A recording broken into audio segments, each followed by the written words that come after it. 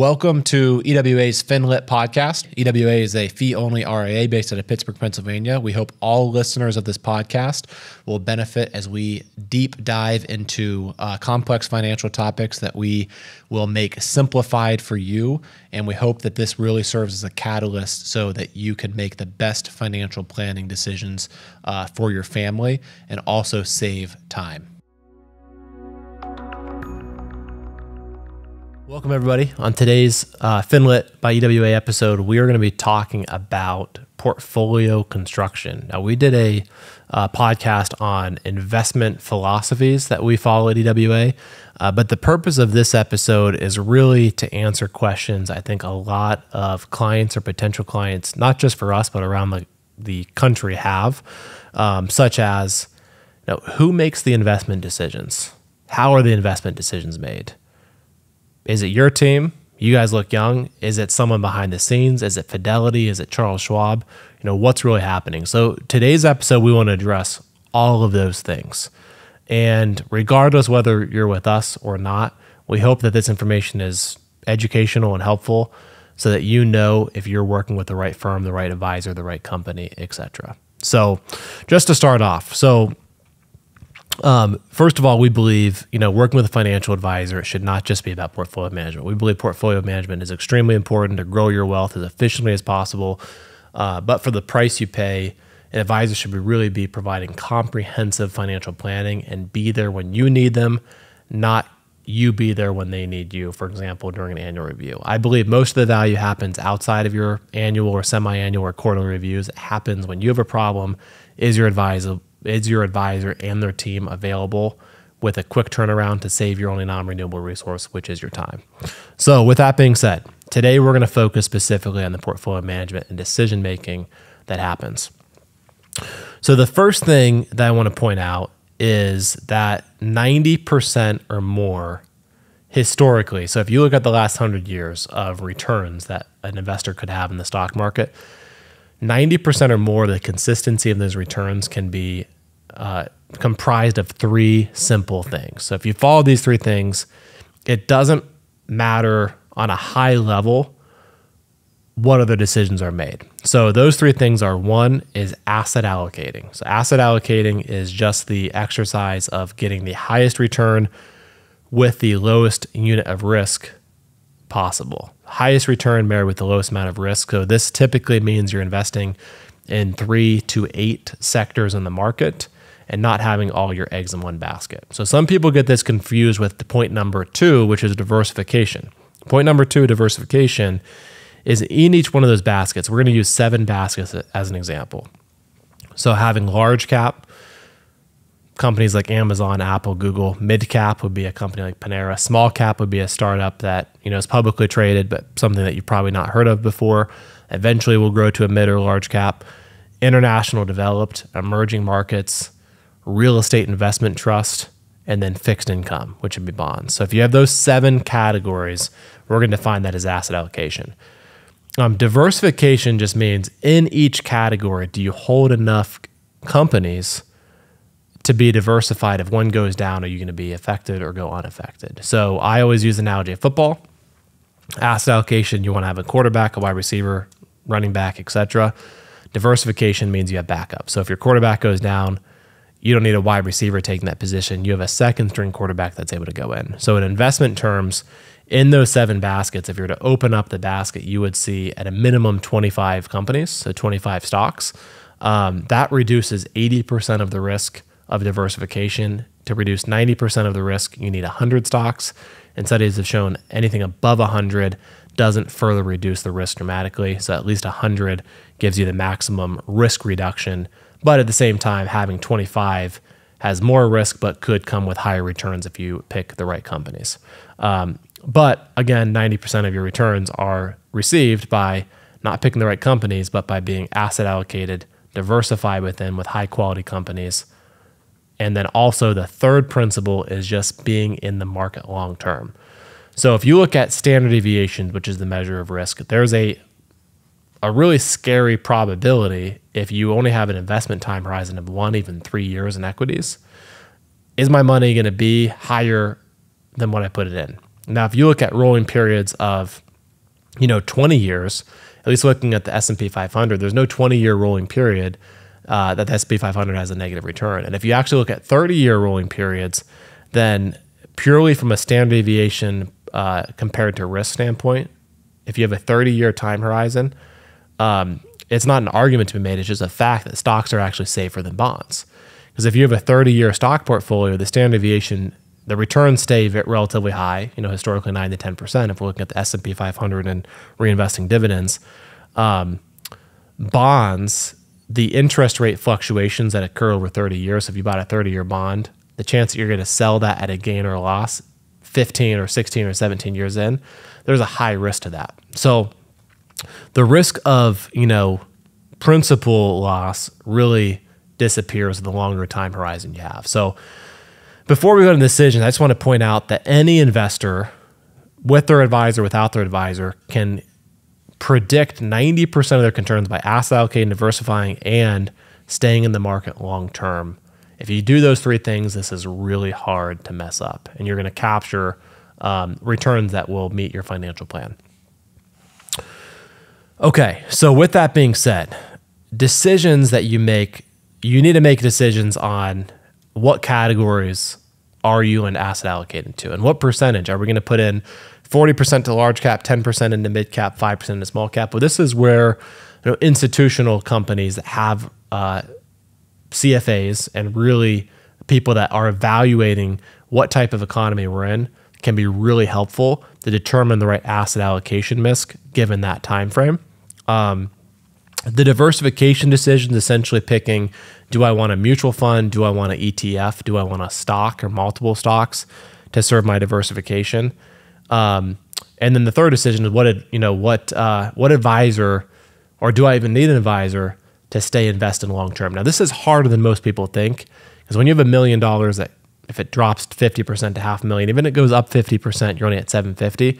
It's usually having a quarterback to guide you through. There's a lot of psychological hit that occurs when a dollar is lost versus a dollar is gained, and having someone to talk to and stay in the plan during those scary time periods is very important to following point number 3. So going back to point number 1, we're going to address how we do that specifically at EW in a second. But for point number 2, for diversification, just as a general philosophy, U.S. markets, if we look over 30-year rolling periods, only 5% of active mutual fund managers have outperformed the indexes over 30 years. 1 year, almost half of them do. So if an advisor is selling, this mutual fund could do really great, over time, if you hold on to that mutual fund, you'd be better off most of the time just following an index. So ETF investing is how you do this, and ETFs generally have the lowest fees, much lower fees than mutual funds, sometimes even a tenth of what a mutual fund would charge you.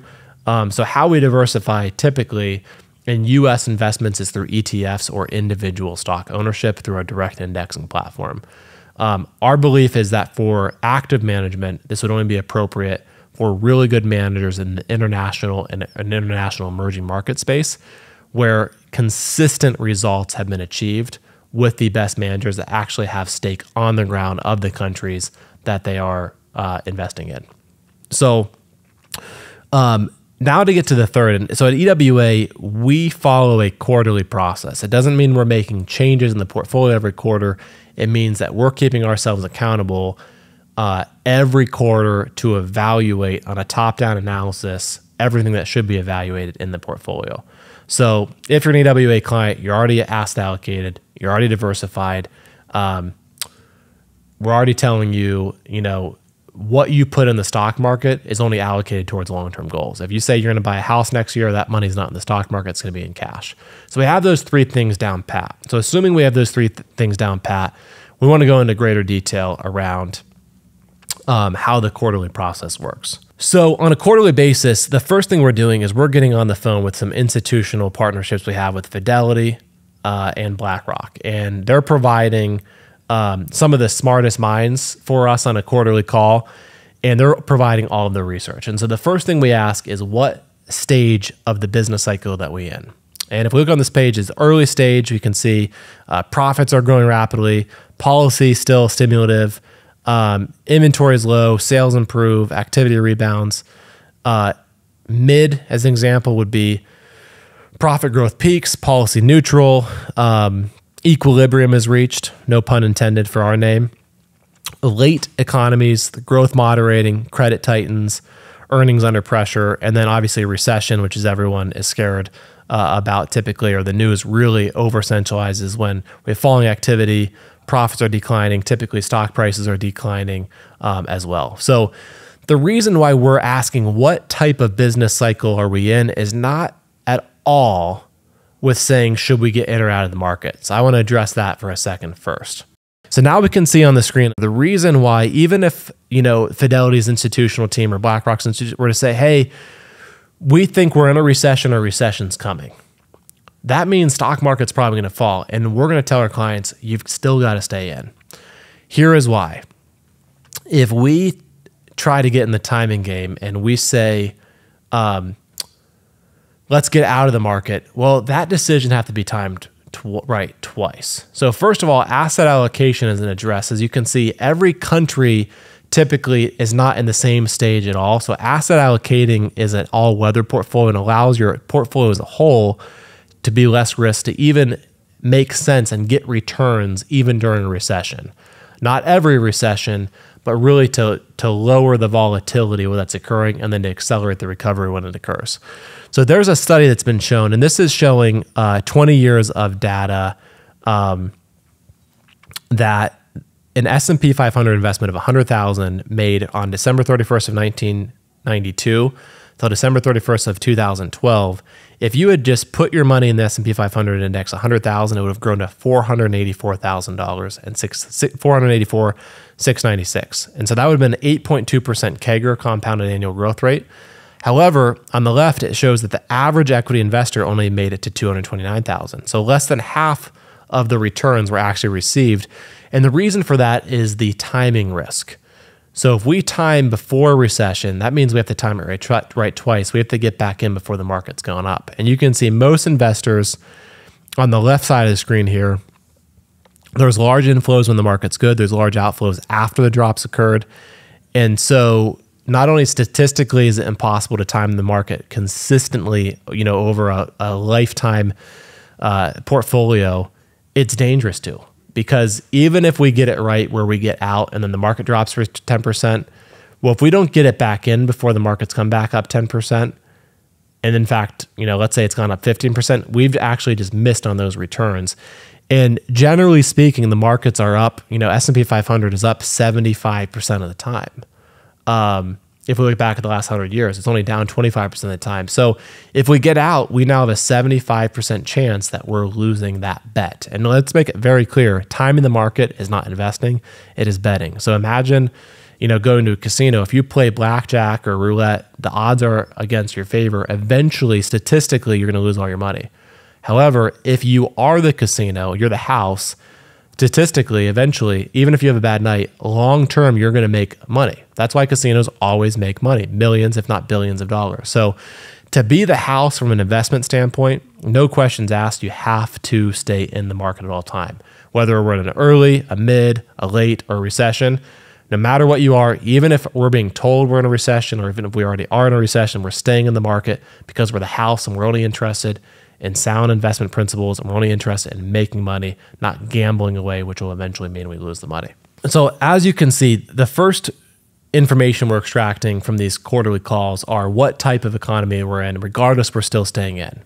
Well, you probably ask, well, why do you care if you're just going to tell us to stay in the market? Why do you care what stage we're in? Well, the stage we're in is very important because if we ask to allocate properly, diversify properly, and we're going to stay in the market, if that's the goal, the companies that are set up to position the best risk reduction and the best growth, history has shown that certain companies perform better in certain sectors. So as you can see on the screen here, early cycle, real estate, consumer discretionary, and industrials, those three historically have been the best performers in early cycles, whereas consumer staples, healthcare, energy, utilities are not as favorable.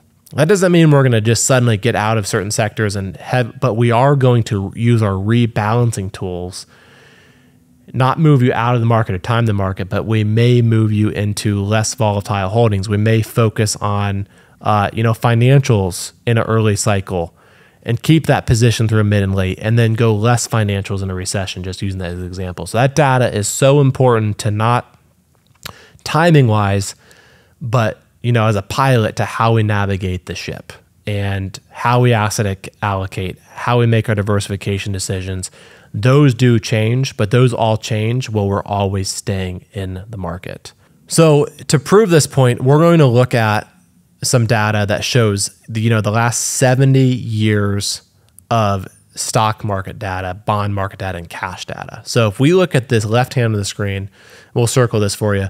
So in early stages, stocks in general just hit the bottom of the park. The annualized nominal return of stocks in early stage economies is between 20 and 25%. Bonds are just above 5, and cash is, we'll say right around 4. Mid stocks drop to 15. Bonds are about the same, right around 5. Cash is about the same. Late stocks drop down drastically. So over the last 70 years, stocks have performed just around 5 to 6% in late stage economies. Bonds right around 5. Cash goes up a little bit. And now in recession, this is why everyone wants to time the market. Stocks over recessions over the last 70 years have averaged like between -5 to -10%. So if a client asks, well, if we know stocks are going to do poorly, U.S. stocks are going to do poorly during recessions, why stay in? 2 reasons. One, the timing of that, if we get it wrong, 75% chance of losing. So we don't want to go from being the house of the casino to being a player in the casino. Sure, we could avoid some short-term noise, but getting back in at the right time, impossible. So we'd rather ride it out and guarantee the returns that we can receive long-term, historically guarantee, based upon if we stay in the market. Secondly, is if we utilize all 3 principles together, if we utilize long-term investing, asset allocation, diversification all together, if we look on the right hand of the screen, this portfolio shows an asset allocated portfolio. It shows a asset allocated portfolio, a diversified portfolio. So this shows 35% in domestic equities, U.S. equities, 24% in foreign, 40% in bonds. So you have those asset classes covered. Those domestic equities include, large, mid, small. Those, the foreign equities include some emerging markets. The bonds include the U.S. aggregate bond index. So what we can see here now is that the returns in an early, in a mid, in a late, in a recession, and these are all adjusted for inflation. Inflation historically in the U.S. has been 3%. So all the way across the board here, a real return means inflation's already been taken into consideration. So 4% add inflation, that means you're actually getting 7% regardless of whether we're in an early stage, regardless of we're in a mid stage, regardless of we're in a late, regardless of we're in a recession. So just to sum up here, if you asset allocate and diversify, you've put yourself in a position to be an all-weather investor. You've put yourself in a position to invest regardless of what's happening in the economy as a whole. And you put yourself in the position to be the casino and make money off of all the different offerings that a casino has because you're the house. You're going to make money long-term in U.S. investments, in international, in emerging markets. But they're all going to behave in different patterns. And so that does 2 things. It allows you to always stay in, eliminate timing off the table, and it also allows you to live life by design because these assets do behave differently at different times. And so if you are needing to go on vacation or needing to live your life and we're still in a recession in the U.S., great. Pull from your international, pull from your bonds, which aren't getting hit. So you can still live your life by design regardless of what's happening. So that's how we make our decisions on a quarterly basis. And that's why you can see we're rebalancing in and out of sectors. But what you'll never see us do is try to time the market where we're going to move you to cash. What you'll always see us do is asset allocate very wisely, is make good diversification decisions behind the scene that are very low cost, and always have a financial plan that's supporting your life by design, and that each bucket of money has a specific goal and designation to ensure the maximum chance that actually respects and supports your goal, which allows you to live your life by design. We welcome any questions, and thank you so much for tuning in on this week of FIN LYT by EWA. Thanks for tuning in to our podcast. Hopefully you found this helpful. Really hope this is as beneficial and impactful to as many people across the nation as possible. So hit the follow button. Make sure to rate the podcast, and please share with any friends or family members that would also find this beneficial. Thank you very much.